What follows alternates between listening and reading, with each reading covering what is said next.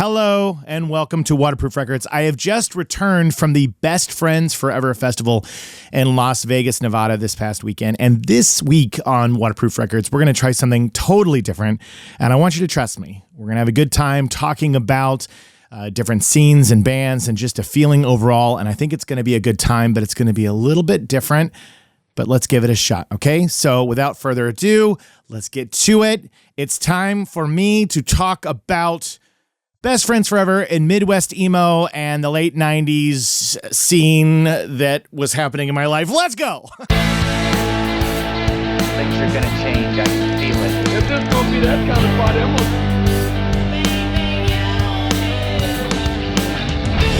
Waterproof Records. Waterproof Records. Waterproof Records with Jacob Gibbons. That's pretty funny, right? Because right as I realized, I normally say the name of the album, the name of the guest, and then I say, let's go. And I was like, oh, we're going to be talking about a bunch of stuff today.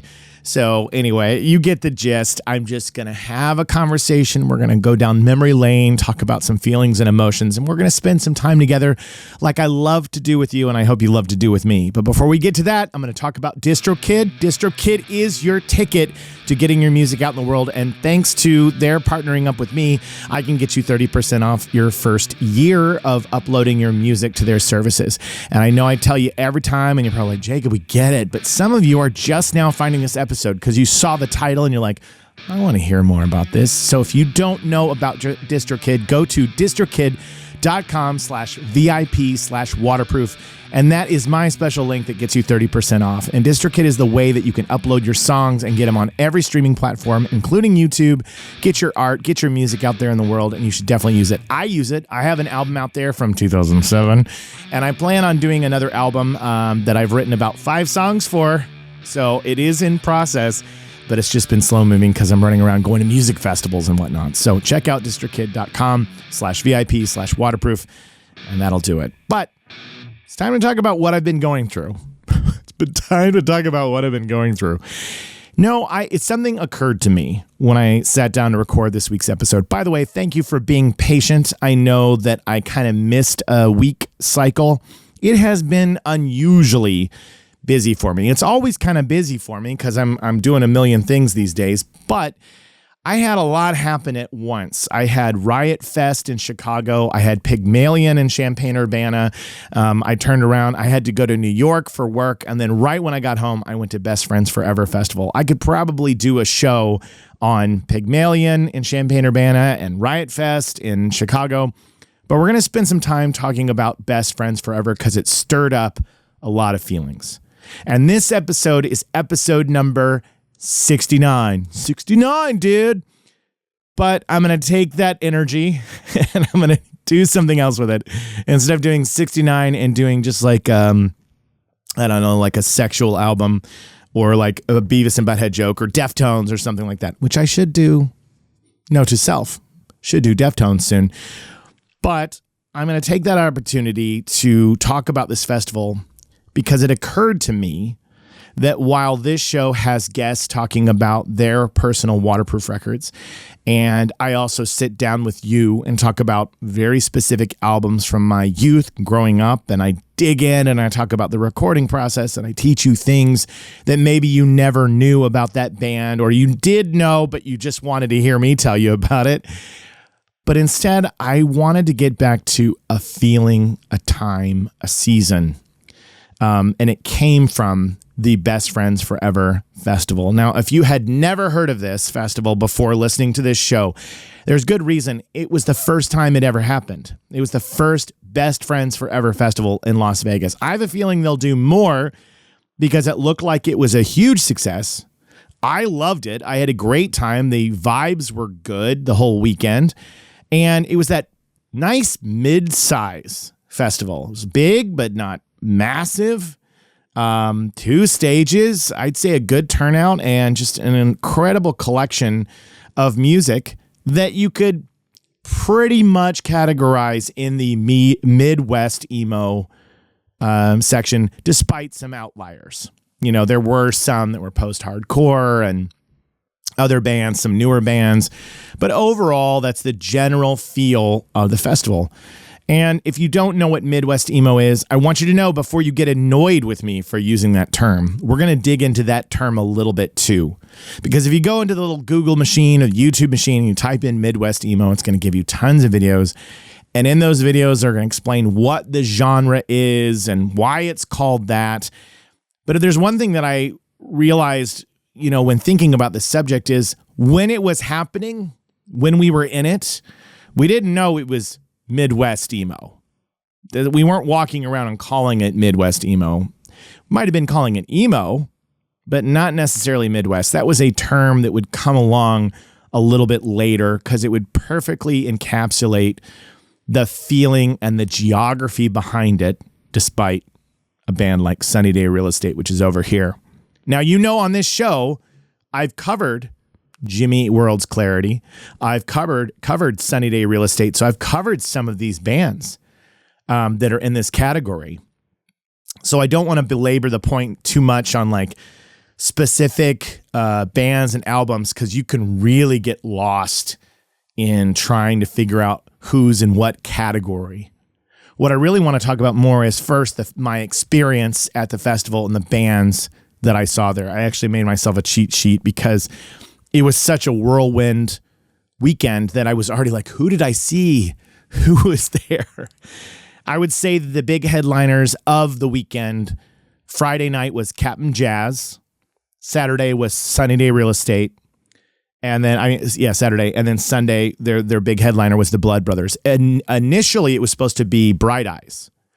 But Connor Oberst has pulled out of a lot of festivals at the end of this year. Not sure the full story behind that.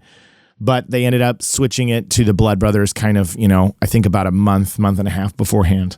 But like I said, it took place in Las Vegas, and it took place at the Las Vegas Events Center.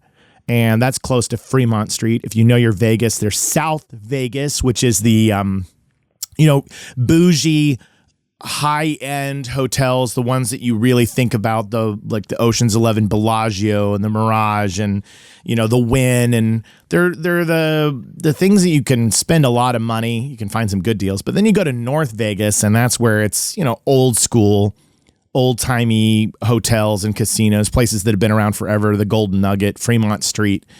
You can find a lot better deals. Things are more run down on average, but it's the cheaper side of Vegas if you want to stay. And it also has the edgier side. And so they held it at the Las Vegas Events Center, which was just a block off of Fremont Street. Fremont Street is the street that has this, long screen roof that plays videos and music, and people are like zip lining across. And then the craziest things are on Fremont Street, from half naked people to a guy in a giant gorilla suit, cowboy with his butt cheeks showing. It's a wild place if you've never been to Fremont Street. But this festival started out on Friday, about 12 o'clock. I drove off early on Friday morning to get there. And I was super excited to be at this festival, and I'll tell you why I was. I've been to a lot of festivals in the past few years, but this was the first time that I was being not only invited to go, I was being invited to go by a band. I was being invited to go to Best Friends Forever by the band Braid. And Braid is an awesome, amazing band that was coming up in Champaign, Illinois when I was going to school. Actually, by the time I was going to school, they were already beginning to tour so often, and then they would split up while I was in college. But that band is from that area. I'd gotten a chance to meet a few of them. Their drummer, Damon Atkinson, he and I had talked a few times, and he invited me, and he just said, you're a guest of Braids this weekend. That kind of experience, I was like, this is a once in a lifetime opportunity to not only be at a festival, but to be a guest of one of the artists at the festival. And I tell you this because I had plans previous to this festival. I was going to go see the Weezer Blue Planet tour that was that Friday. I had tickets. It was Weezer, Dinosaur Jr., Flaming Lips, but I sold the tickets. And it was hard to do because that would have been an amazing show. I'm sure it was phenomenal. And I love Weezer. I love Dinosaur Jr. I love Flaming Lips. But I thought to myself, those guys will tour again and there'll be other opportunities to see them. But there was something about this weekend. It felt like it was going to be magic, and it was. It was magic. I talked to some of the people helping run the festival. I talked to some people at Polyvinyl, which Polyvinyl is a huge, record label that really is one of the core reasons that Midwest Emo exists. And I talked to people from there, and I just felt like I was going into this festival with a tremendous amount of love and support and people that like my videos and like what I do. And it felt like there were open arms embracing me as I was headed to this thing. So I was so glad that I went. And when I arrived, the first band was this group called From Indian Lakes. And From Indian Lakes is I think started maybe 10, 15 years ago by this artist named Joey Vanucci. And he's put out a few albums, and he just recently put out a new album this year. So I'd never heard their music before this festival, but I walked in, watched his set, had these nice shoegazy vibes, good energy, liked what I was hearing. And then I got a chance to meet and talk with him right afterwards. If you follow my account, I did a little brief interview asking him what his influence was, which was Deftones.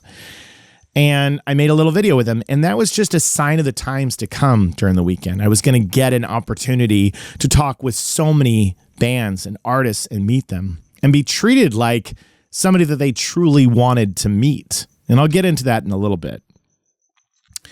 But when we talk about Midwest Emo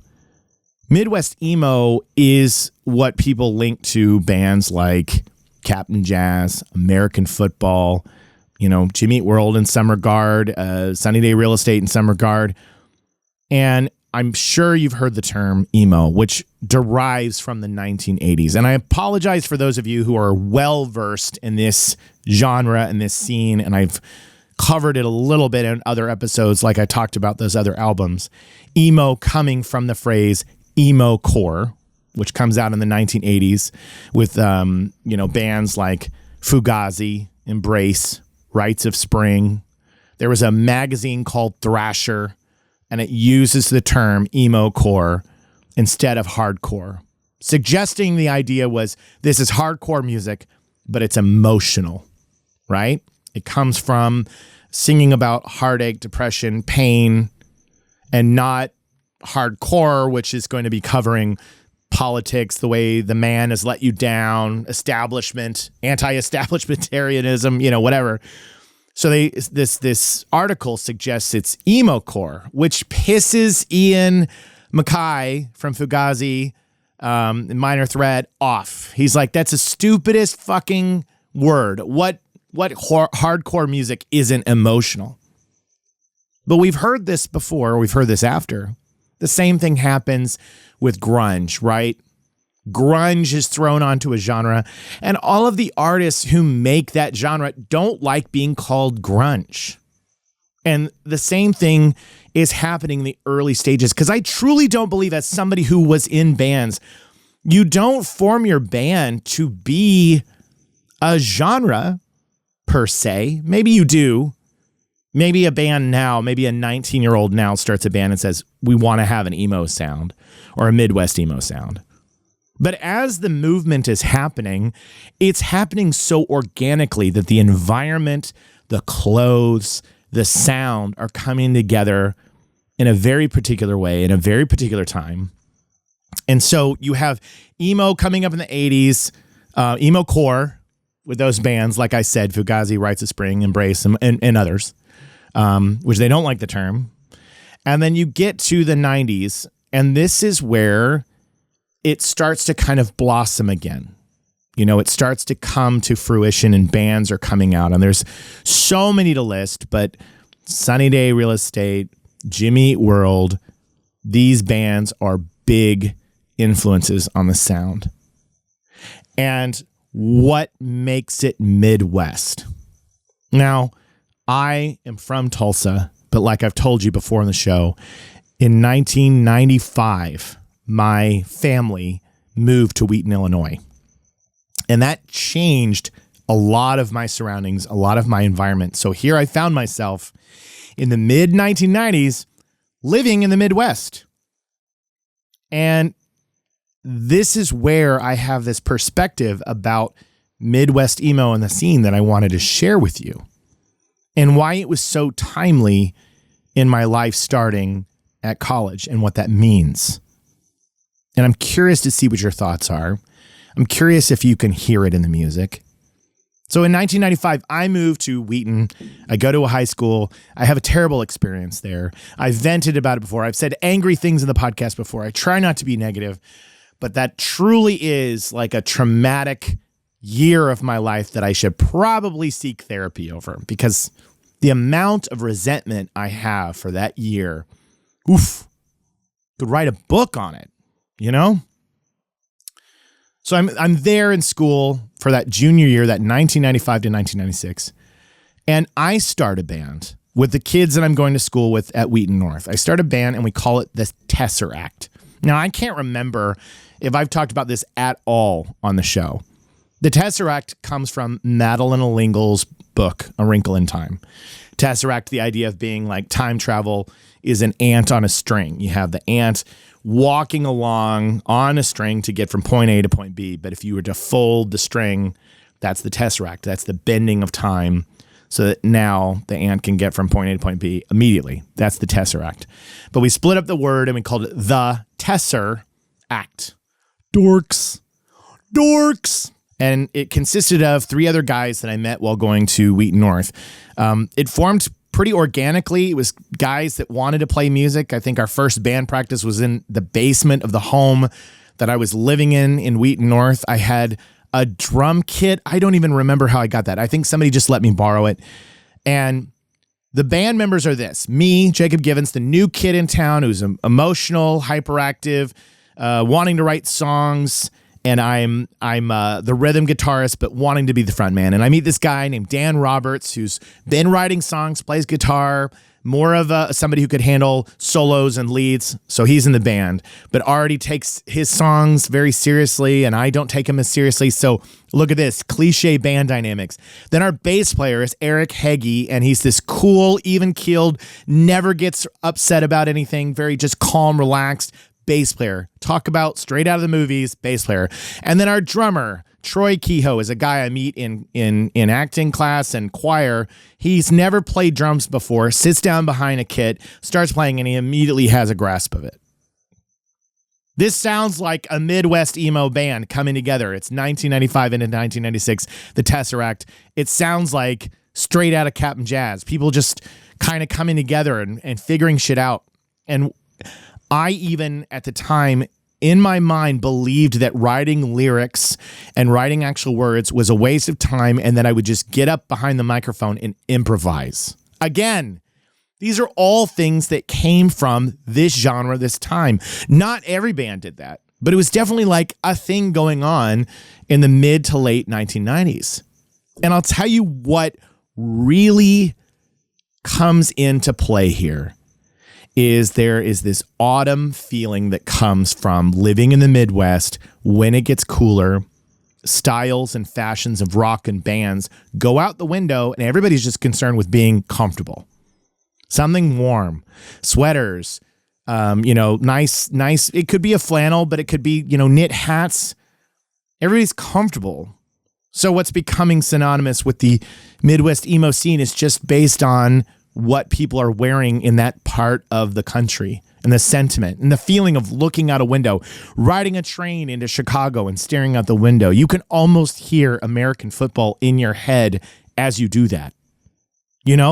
It feels like it. The guitars are twinkling. The rhythms are stopping and starting at unusual times. And a lot of the vocalists, which myself included, I was somebody who grew up in musical theater and choir. But when I was in a band, I decided, don't try to sing well or pretty. Don't add vibrato to your voice. Just belt out. I wanted it to sound rough. I wanted it to come from an honest, genuine place. And this is the sound. The bands at the time, as this genre is coming to fruition, it's not because they're great singers, but they're authentic. They're genuine. They're calling out. They're crying out. And this is connecting for so many people. And it really did for me. And it becomes even more of a feeling once I get to college. And that has so much to do with becoming a high schooler to somebody who's starting to begin their life out on their own. Not completely on their own, but it's the beginning. I have several friends right now that have children that have just begun college. And they're sharing with me the challenges that their children are facing, and it's bringing me right back. And this past weekend at Best Friends Forever brought me right back. I sat during Sunny Day Real Estate set, and I was crying. I was crying really hard because I was feeling so much of that time. And this is what I'm going to describe to you about this era of my life. This is after the Tesseract, after that junior year. I go back home, but I go to University of Illinois. And I'm not saying this is the same for every person, but once you graduate high school, if you graduate high school, and the decision is I've got to go out, I've got to go to school, or I've got to get a job, responsibilities start coming your way, right? You realize, oh, I'm no longer going to be taken care of. For those of us who are lucky enough to be taken care of. I know that there are children out there that have to fight and scrap on their own from a young age, don't have care, and I understand. And so the experience is very different for all of us. But for those of us that were fortunate to be raised and taken care of by a home, a parent, there comes that turning point where you're no longer in school. Like your day is not planned in the same way. It's not get up, go to school, do your homework, go to bed, and you enter this new phase of your life and the world gets so much bigger. You realize the size and the scale of the world. I went from a little high school to a big university. There's a lot more kids. There's a lot more opinions. The world is growing in size. And so you begin to look inward and you look, I want things to be smaller. And you're also getting more intellectual. You're wanting to understand the meaning, the purpose of existence. What does it mean to go out and start a career, start a life? What does it mean to fall in love? What does it mean to have sex? What does it mean to break up and have your heart broken? We're getting into heavier moments from high school and from your youth. When I was talking about the 90s grunge and alternative albums that I've covered before, this is that next time. And these crying out vocals of vocalists that are often not well trained or, don't have those, unbelievable voices that you go, oh, a once in a generation, Freddie Mercury. It's not like that at all. It's just passionate, honest, genuine cries and singing about things about missing friends, losing friends, leaving family, missing home. Think about the change in your life when you begin to enter those 18, 19, 20.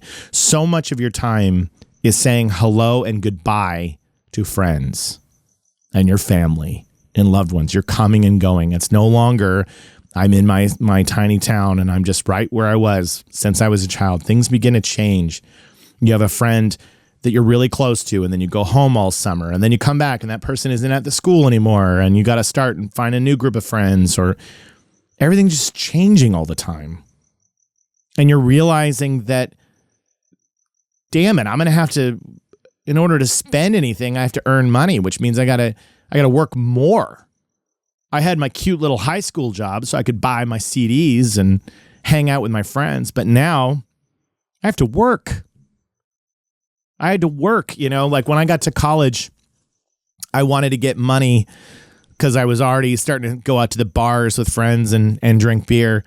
And I remember I didn't get a job at first. I used to donate plasma. Yeah. There was a place on the U of I campus where you could go in, donate your plasma, and they'd give you like $20. I went and did that, and I did it a couple times. And I would get the $20 and be like, hey, I didn't have a job. And it was strange because you would sit in this space, this like hospital room.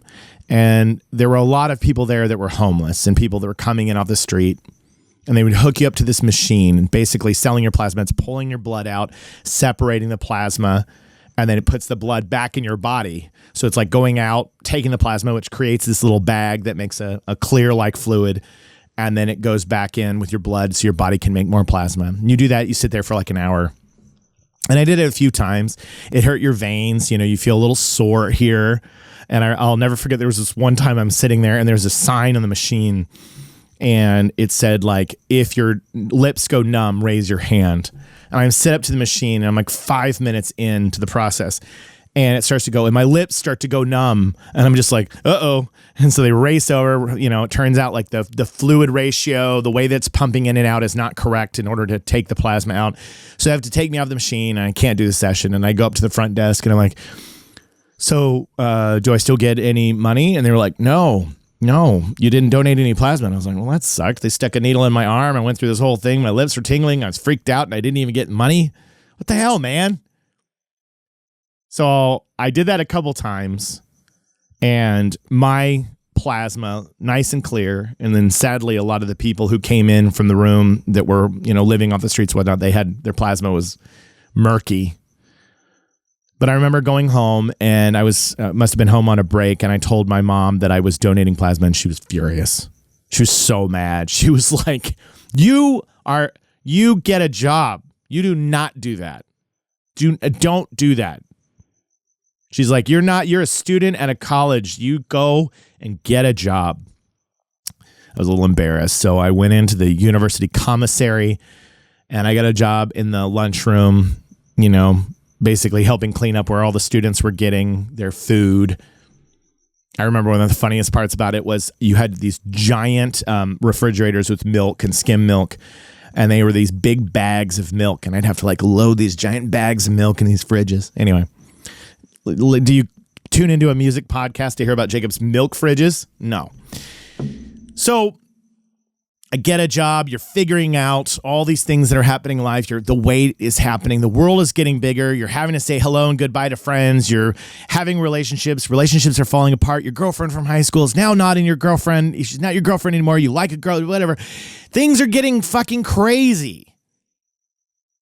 And so all this sweet, polished music from your teenage years in high school, these kick-ass, like, angsty teenage moments, it's almost like your spirit is like, hold on.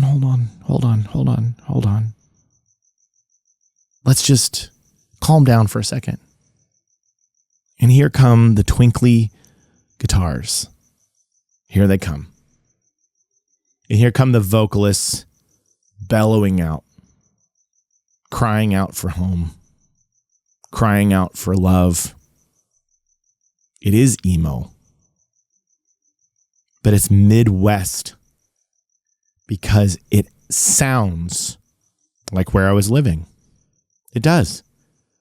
It really does. And we didn't call it Midwest emo. It was DIY. It was indie. Everything was DIY, emo. You just knew that it was people making it on their own.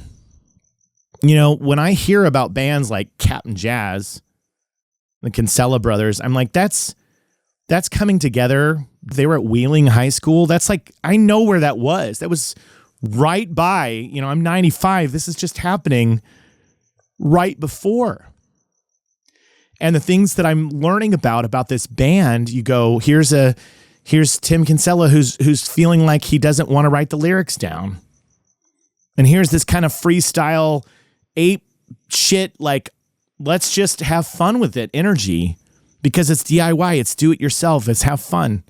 If you've never heard of Cap'n Jazz, they only put out one album. And you want to know the name of that album? Ready? Here it is. It's called Burritos Inspiration Point, Fork Balloon Sports, Cards in the Spokes, Automatic Biographies, Kites, Kung Fu, Trophies, Banana Peels We've Slipped On, and Eggshells We've Tippy-Toed Over.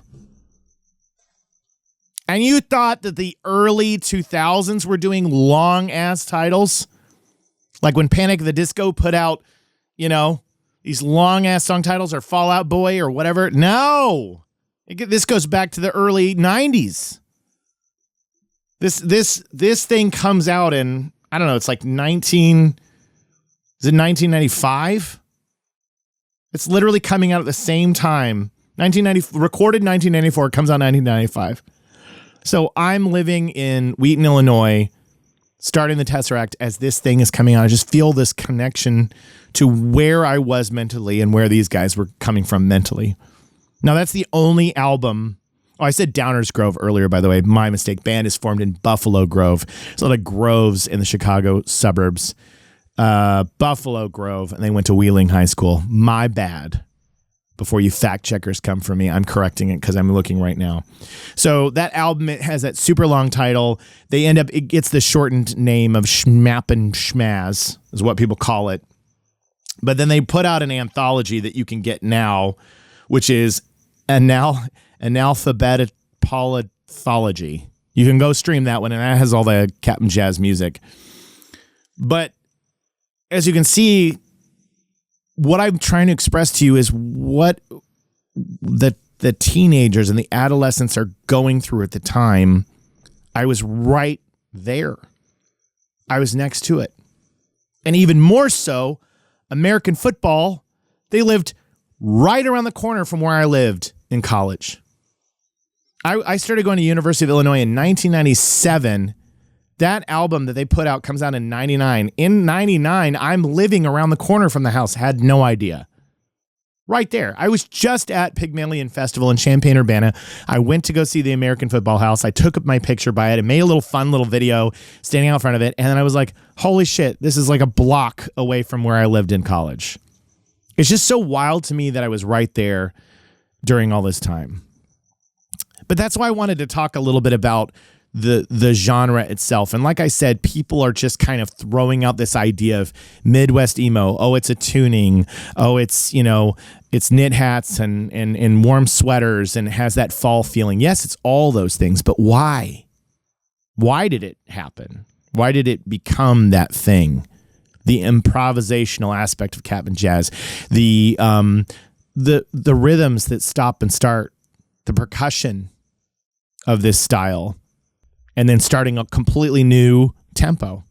That's so Midwest emo, which I'm sure frustrates so many people. I'll never forget, I made a video about Sunny Day Real Estate and about Seven, and somebody said to me, well, they started in the comments, they said, well, they started all of emo. And I was like, well, actually, it's not technically true. It started in the 80s, and I gave that explanation.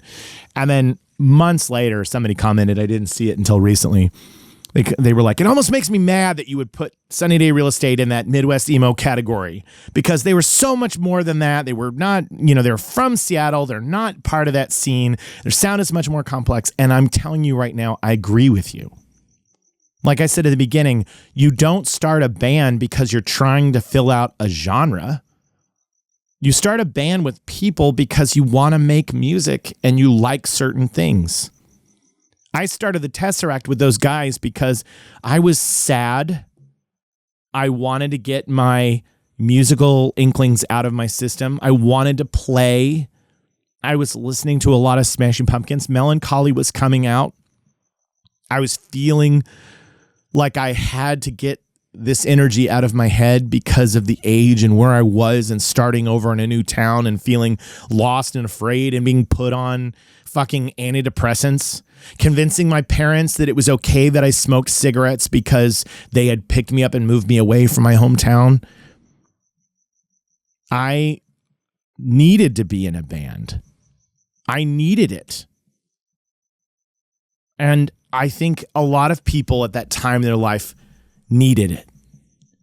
And that's what creates a style, a genre, a feeling. And here we are in 2024, and there have been third wave of emo, fourth wave of emo, the emo revival. But really, it just boils down to an aesthetic, a sound, a feeling. And I would hope that the majority of people who get together aren't like, let's start an emo band. They're not. They're just playing music. They love those tunings, those odd, unique guitar tunings that are the twinkly guitars. And the drummer sits there and loves how he hears amazing drummers, the Mike Kinsellas, the William Goldsmiths. He hears these amazing drum parts and goes, I want to do it like that, but I want to change it up a little bit. I want to mess around with it. You know, like even I've had on the show, I've had Tim Dow, who's an amazing drummer who comes up with really creative things. And, you know, I talked to, at Best Friends Forever, I got to meet Zach Barokas from Jawbox. So let me talk a little bit more about my experience at the festival, because I took that little, you know, turn to talk about Midwest Emo and the feeling of that time.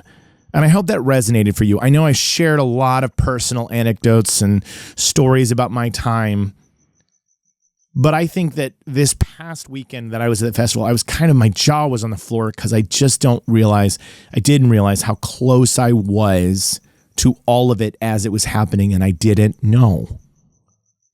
I didn't know about American football when we were at University of Illinois, that in 99 they were doing that. I didn't know. I didn't really know about Captain Jazz when I was living in Illinois. If I met somebody from Buffalo Grove, maybe they'd be like, oh yeah, there's this band. Maybe. I didn't know about them. The only ones that I was touching so far were Sunny Day Real Estate and then Jimmy Eat World. I would have those artists and Promise Ring, and there was some Jawbox in there, but again, Jawbox dances more into that post-hardcore feeling for me. But I in reflection after Best Friends Forever, I was like, I was so close to it. I was in the environment when these bands were happening. I was in the world of the scene as it's being born. I was next door to it. I was a neighbor to it. What a different life my life would have been had it worked out in the Tesseract, or I stayed that senior year at Wheaton North High School and decided to continue on with the band, or I met somebody from one of these other schools, or when I went to University of Illinois, what if I didn't focus on theater and acting, but I focused on music? What if Jarrett and I had started a band? Would I have been in a band that was like, oh yeah, we're playing down the road because this other band, American Football Swing, would be on the same bill with them? I don't know. And that's some of the things that made me cry at Best Friends Forever.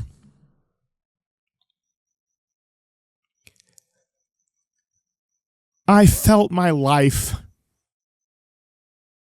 not a disappointment of what could have been. Not that, because I am very happy and fulfilled with where I am in my life. I am. I love my life. I love my family. I feel lucky. And here I am talking to an audience of hundreds of people, if not thousands of people. It is thousands of people. I'm talking to you, and I've only gotten there because I make videos on my phone, and they make you smile and they bring joy in your life. But what I felt, I talked earlier about crying during Sunny Day Real Estate. And what happened to me in that moment was I was suddenly taken back. And I felt like I did when I was 19 listening to them. And then I returned. My mind returned to my body now. And this is really going to be hard for anybody young to understand. But there is a part of growing older that's hard. So that's what I mean about the tears and the emotion hitting me. I wasn't sitting there and going, oh, I could have been in a successful Midwestern emo band starting in 1999 and been on the road and been on tour and hanging out with half the guests that I've had on this fucking show. You know, be like, oh, Tim Kasher and Jeff Rickley, remember when we were hanging out in 2004 because we were playing shows? I'm not saying that. What I'm really experiencing here is I went from standing there watching Sunny Day Real Estate this past weekend, being brought back in time, and then suddenly zapped back in my present form. And I felt the years. I felt the time. And I realized I was like, it's so short. And the further you get away from it, the reason why it becomes so powerful to listen to music is that music allows my younger self to hang out with my adult self. And that's it. It allows those two to come together. We get to be together for a moment. But when we separate again, sometimes it hurts a little for the older. And I don't think the younger knows what the hell's going on. Their time travel is forgotten when they go back to their young self. Just like, hey, life's good. Or I'm so upset and emotional about something that really will end up being inconsequential. So anyway, been a while since I cried on the show, but this Best Friends Forever Fest stirred up some feelings about time and life, and it would only be fitting if I cried on an emo episode, Midwest Emo episode. But let me tell you a little bit more about the festival, and then we'll wrap things up. But I don't know if there's going to be a lot of audio I play on this show. Listening back, I don't know if I'll pause and add some clips of American football, Captain Jazz, or Sunny Day, or whatever. I don't know. If it fits, it fits. But I did want to take this time, and I want to be free to do this more on Waterproof Records in the future, is to not feel so directed or driven to, I have to pick an album that I start and talk about track 1 through track 10, but more I can talk about a feeling, a time, and what music does. And I hope you appreciate that and enjoy that, and it keeps you coming back. But let's talk a little bit about the weekend, and then we'll get out of here. So like I said, I got there on Friday, and I saw From Indian Lakes and kicked out the festival in a great way. But one of the complications of being at a place like this is, one, it's warm. It was in the 90s in Vegas, and you're staying in a hotel room. So I arrive and see the first band, but I immediately have to get my bags and my stuff in my room because they're sitting in my car. So I got to check into a hotel. So I go and check in my hotel. And then you go and you're like, I want to make sure I eat some food before I go out to this festival. I'm out there all day in the sun. So go eat some food. So I missed a couple bands. I missed some of the ones after that that I wasn't familiar with. So I apologize if you're listening to the show and you're like, did you catch this band? Did you catch this band? I'm going to tell you right now which bands I missed. That day on Friday, I missed Boyfriend Sushi Town. I missed them. Sorry. Wasn't familiar with your stuff. Catch you next time. I missed Everyone Asked About You. By the way, don't you love these band names? They sound like just like random things that I'm saying to you. Everyone Asked About You. Missed them. I missed Home Is Where. I missed Versus Self. But the guy in Versus Self came up to me and said hello on the last day walking next to me. Very nice. And I'm hoping that I can check out your band in a future time. Seems like a really great young human. And then last, Fiddlehead. So those ones I missed. But the ones that I caught, From Indian Lakes, talked to Joe, great guy, definitely check him out. Then I saw some of Hot Rod Circuit. I wasn't that familiar with them. Enjoyed watching the few songs that I did catch when I came back. Then I saw Pinback. Love Pinback. They put on a great show. The crowd's interview was fantastic. I enjoyed the hell of it. Then I made a group of friends kind of randomly there, and they were the ones, they were like, because I was there with Braid, so I would see Braid, but then we'd get separated, and then I would run into a lot of people I knew, but I was moving all over the place at this festival. So I made this group of friends, and they were like, oh, you should come check out Foxing. Now, I'd never heard Foxing before. Went over to the smaller stage, heard Foxing. Great. Loved it. Really enjoyed Foxing. Put on a killer show, and definitely want to check out more of them. So that was great. Then I head over to the main stage, and it's time for American football. And let me just tell you, the American football set was like, I described it was like emo explosions in the sky, because it was very ethereal and dreamlike. And the energy of during American football, they come up and there's this screen, and they keep showing the American football house in different angles and different shots. The house that I've been to, the one I lived a block away from, but everything's very dreamy, There's the subtle horn in there, and the music is rising and falling and crescendoing, but it's very that post-rock. Yes, there's the time signature changes and everything, but it was a very docile, calming set. And I heard later from some that weren't as familiar, they're like, that was too mellow for a festival. But for those who loved the band, it was exciting to see. I had never seen them before, and I thought it was a great set. But yeah, if you were tired, you'd want to probably lay down, but I found myself really entranced by it. It was great. Then I took a break to go because the sun had got me tired, so I came back and I caught just the end of Dismemberment Plan. But a lot of people were I mean, boy, that band has a lot of big fans that are very passionate about it. I have not heard more about probably any other band at this festival that I needed to see than Dismemberment Plan that I wasn't that familiar with. I caught a couple songs, sounded good, but you guys are diehards out there. And then the night closed out with Captain Jazz, who were just fun. It was kind of like crazy party energy. You know, Tim Kinsella coming out into the crowd, and it was a good time. I really enjoyed Captain Jazz. It was fun. Really got the crowd going. It was the right way to end the Friday night. Then we get to Saturday, and on Saturday, I'll tell you right now who I missed. So get your heartbreak ready for those of you who absolutely love these bands. I missed a band called Phony. I missed Karate. I caught one song of Karate. It was kind of jazzy. I missed World's Worst. I missed La Dispute. I missed Form of Rocket. I missed Built to Spill, but the only reason I missed them, which I love Built to Spill, I missed them because I had just seen them in LA a couple weeks before, and then I missed a band called Sweet Pill that I heard was awesome. I missed more on Saturday because I got a chance to interview more and more people on the afternoon. So I had to make a decision, go out and watch the band or interview the talent, interview the artist, have that moment. So I chose to wait for those opportunities backstage. So I had to miss some artists. Hear them in the background. So when I get to the stage, I see a band called Hello Mary, 3 girls, amazing, really cool sound. I have a little video with them that I got a little interview about their inspirational record, their waterproof record. They were great, really appreciated just their sound. I thought they have a big future ahead of them, I think. Then it's time for Braid, my hosts, my friends, you know, Todd, Chris, Bob, and Damon.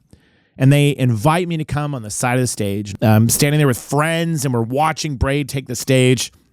And it was just like an unbelievable moment to be standing there and going, oh my gosh, I'm watching Braid on the side of the stage. And it was just, you know, amazing. I look to my right, and there's Matt Lunsford, who's one of the co-founders of Polyvinyl. I meet him, and the whole thing was just an awesome experience.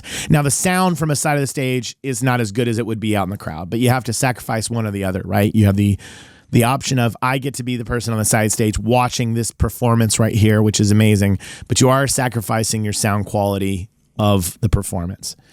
So that happens, and it's incredible. And Braid also signed their record for me, Frames and Canvas, and I brought that home in prized possession. They're all, you know, so sweet, and I got some good time with each of them this weekend. So then we get to Jawbox.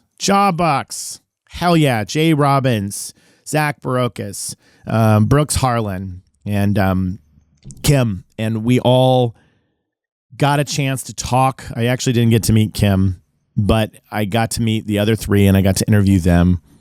And that was amazing. Their set was amazing, but it was really cool to just meet those guys and talk to them. And I have a video with them as well. And getting to meet Jay, and he had seen my video about Savory on my 90s Buried Treasures. Then comes Unwound. I only caught a bit of them, but boy, this is another one that band members are really excited to see. This has a huge community. When I walked in, it sounded like Godspeed You Black Emperor at first, because it was this like really post-rock kind of droney sound, and then they got heavier with the yelling and stuff like that. I liked what I heard, but I'm just not familiar with Unwound. But that was the moment that I met some of the guys from the Get Up Kids, at least Jim from the Get Up Kids. And he's standing there. He's so excited to watch Unwound. He's just like losing his mind, and the energy is so great in the crowd. Then I get to go over to the other stage, and I get to go see Mannequin Pussy. And Mannequin Pussy is another band that I was so excited to see at this festival. If you've listened to earlier episodes, I have told you that it's one of my favorite albums of 2024. It's in my top 10 of the year. I love the album. I think they're incredible. So one, I got a chance to sit down and interview them briefly for just a few minutes about their waterproof records. And then I got to go see them perform. And I'm telling you right now, it was one of my favorite sets the entire weekend. It was unbelievable. Unbelievable. If you were there, you know what I'm talking about. If you've seen Mannequin Pussy play, you know what I'm talking about. The energy, it is electric. It'll surge through your body. Missy, when she takes the stage, is just a dominant, feral front woman. Just, oh my God. All of them are unbelievably good. So getting a chance to sit down with Bear and Kayleen and Maxine and Missy and talk to them and then see them perform, blown away. Blown away. There was a pit behind me. I was right up at the guardrail. I got to see them up close and personal, and I just cannot rave enough about their album, I Got Heaven. It's amazing. And then the night closes out with Sunny Day Real Estate. Now, I feel fortunate because I've gotten to know the members of Sunny Day Real Estate, so much so that I was in my hotel earlier that day, walked out of my room, and all of them are standing there waiting for their car to take them to the stage. And I walk up and they turn around, and I knew every single one of them and gave them all a hug. What a cool thing to experience, to know Sunny Day Real Estate, to hug each individual band member. And then we just stood there and talked. Just catching up. My friends, those are the moments that I just can't believe it. I can't believe it. And I was like, yeah, I'll see you next Saturday in LA. I'm going to go see them again. So that night, Sunny Day Real Estate closes out the whole thing. And like I said, I already talked about that. I cried. I cried for Pete's sake. Cried about how much it took me back. I will be seeing them again this weekend. We'll see if I cry again. But some of those songs and Circles and, playing songs off of, Pillars, off of How It Feels to Be Something On, or Faces in Disguise off the Rising Tide. And, because they're playing Diary start to finish, but then they're doing these other songs. But it just, wow. Incredibly powerful. Shared in it with my group of friends that I was hanging with. They were each going through so many different feelings and emotions as well. It was just very, very strong. But here we go. We're getting to the end. We get to Sunday. I'm going to tell you the bands I missed. No, this one's going to hurt because I'm going to tell you what happened on Sunday, which is after 2 days of a Vegas festival of, having drinks, wink, wink, had drinks, and you're out in the sun all day and you're listening to band after band after band. And the thing about Vegas, if you've been there before, you lose track of time. The hours, they just go by. These shows would wrap up they were supposed to wrap up at 11:30, but it would be like 11:45, midnight. And let me just tell you, if you're crying and drinking, you're going to be a little bit like, what's going on? What's going on? We went on and you found yourself going from place to place to place to place, and just the night would go on. And then you'd be sitting somewhere and be like, oh, well, let's get up and let's go over here. And So you go and then you look at your phone and you go, oh my God, it's so late. I have to do this again tomorrow. So my energy and intention on Friday of being able to stay Sunday as late as possible was really high. I was like, I'm going to make it till the end. Whew. When I got to Sunday, once that day began, I was fried. I was just toast. My brain, I had been in the sun for far too long. I would literally sit down in a chair and I would just start falling asleep. I got to the festival to go see this younger band called Rocket because I'd met him a few times back and forth. And I said, I want to come see your set. They were great. I enjoyed them, but I got there right at 12:30, right when it opened. And after they were done, I was like, I need to lay down. I went and found a couch off to the side. I sat in it. I started falling asleep. And right away, a couple guys who recognized me sat down and started talking to me, and I'm visiting with them. And I'm like, okay, so I make an excuse. I go sit somewhere else. I start dozing off. And right away, somebody sits down and starts talking to me. And I'm like, I can't sleep out here. I can't. I'm not going to make it through this Sunday. So I make it to backstage, sitting backstage, talking to the band Rocket. And I'm like, if I'm going to make it through today, I have to just sit back here and chill out. I have to just take a minute. So I did. I ate some food. I closed my eyes. But this was the time that Rainer Maria is going to be going on soon. And I also got a chance to meet with Rainer Maria, with Kaya and William and Caitlin, which was amazing. Seeing them perform and meeting them and spending time with them. I got to spend a lot more time with them than, not as much as Braid, but a good amount of time of just visiting and talking with them, which was really special. And then I'm sitting there and the Get Up kids are walking through the room getting ready for their set that'll happen later. And like the drummer Ryan's just like, oh, hey, man, I know your videos. These things, I'm just like, every moment I was at this festival this weekend, I was like, I can't believe my life. I can't believe what's happening. So on that Sunday, I went in with the ambition of being able to see the bands I could, but I was hitting a wall. So I ended up having to leave after the Get Up Kids. I couldn't make it past that. And after the Get Up Kids, it gets really good. Drug Church, love them. Amazing band. Their albums have been in my top 10s before. Mama, amazing band. Saw them at Coachella in 2023. And then the Blood Brothers, who I'm not as familiar with, so I knew that was going to be one that I would probably take off. But I know I missed a lot of great bands. But before you kill me for that, Drug Church is coming through LA at the end of November. I'm going to try to see them then. Jesus Lizard, I just saw them at No Values a few months ago. So I just saw them. Hopefully get to see them again. Mama, I believe they're coming to LA in spring, so I'll see them there. So I had to just kind of give myself some grace to get out of there and get home. But one other cool thing that happened is I was sitting backstage the same time that I saw the Get Up Kids and talked to Raina Maria. Patrick from Drug Church just sat down next to me on the couch and just started talking to me. He had no idea who I was or my videos or anything like that, but we just shot the shit for a little bit. It was awesome. I was like, this is great. So cool. So who I missed that day is I missed Recover. I missed the Murder City Devils. I missed Drug Church, Jesus Lizard, Mama, and the Blood Brothers. But I saw Rocket. I saw a band from Nevada called Bug Bath. Fun band. Saw a lot of the Anniversary, but that was also when I was falling asleep in my chair because I was sun-tired and fried. Then I saw Raina Maria. What a beautiful, amazing performance. They had not played, I think, live together in quite some time. And they're just wonderful people. They're beautiful souls. They were so kind and generous. And it was a joy to see them perform. Then I went and saw a band called Pool Kids. And they were fucking great. They're a newer band. I went and saw them on the smaller stage. I loved them. I'm definitely going to check out their stuff. They were fantastic. Then Piebald. Oh my God. Piebald was just what great fun energy. I've always liked their music, but seeing them live, they are a great show to see live. So highly recommend it. And then I closed out the night with Get Up Kids before I drove home, and they were celebrating their Something to Write Home About anniversary, the 25th anniversary.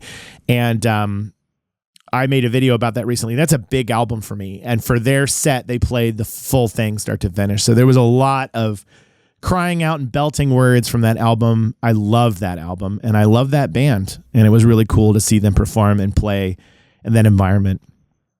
So this episode has been part Best Friends Forever summary. Haven't dug into song after song after song. Got a little bit emotional about it. But I wanted to share my experience with you. And this is the month of October that you're listening to this in. So it felt somewhat autumnal to snuggle up and, sip some coffee, wear your sweater, your knit hat, your hoodie, look out the window, see the leaves falling, and get into some Midwest emo with me. So thank you for joining me once again. I loved having this chance. If you liked this and it was a good episode for you, let me know. It will really help me understand what it is that we're going to do on the show going forward, because after a while, there's only so many albums I can drill into that are important to me. Of course, there's more albums than there are sands on the beach, I think, now especially. But I can't dig into detail on a bunch of bands and albums that I don't give a shit about. I've got to care about what I'm talking about. So besides guests, it's just going to be me talking to you about music and feelings. So if you enjoyed this, let me know. I hope it resonated for you. I hope it was important for you. I'd like to give a big shout out to Pantheon Podcasts. I am so grateful to be a part of their network. Thank you to them. They really have been so supportive. They've been more involved recently, and I've just been grateful to be a part of such a cool music network. Make sure you're checking out other artists on Pantheon Podcasts. They've got everything. If you think of a band, there is a podcast that's covering it out there in Pantheon. They have some of the greatest shows, but including mine. And then, of course, don't forget to check out distrokid.com/VIP/waterproof. Get that 30% off. It's a great opportunity for you to save some money, and I want you to save money. But thank you for joining me again for Waterproof Records. It's been a great time, an emotional time, a very Midwest emo time, but I cherished every moment of reminiscing and sharing with you. Thank you for letting me be vulnerable. Thank you for letting me share and be myself with you, and for embracing me for who I am. I'm happy that I can be myself at 46, and I hope you and I together can become more comfortable with just being who we are. Thank you for joining me for Waterproof Records. I'll see you next time. Things are gonna change, I can feel it. If this gonna be that kind of party, I'm gonna... Waterproof Records.